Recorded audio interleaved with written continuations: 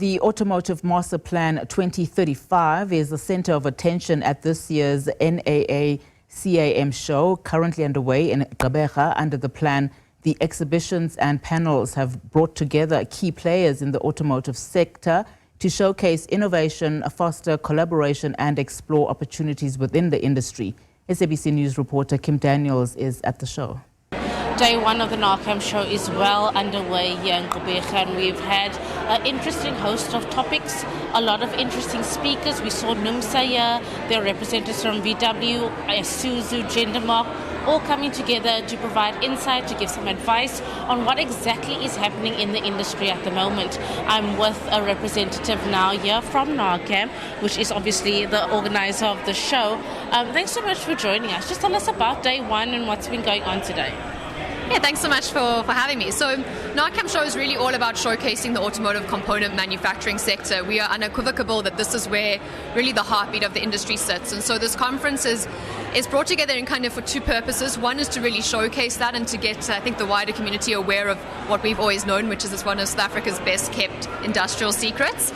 But then also it's really to have conversations about how do we drive the sector forward. We've obviously got the SA Auto Master Plan, and a lot of those targets talk directly to the component sector.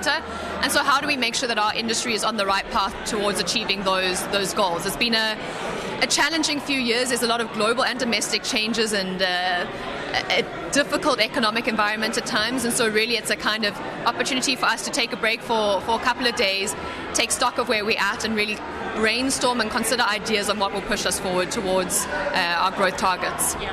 You speak about this master plan. It's been something that's been thrown around rather quite a bit this morning. As you said, this conference, this exhibition is centered around that. How will this master plan assist to help us, especially in this turbulent economic time that we find ourselves in?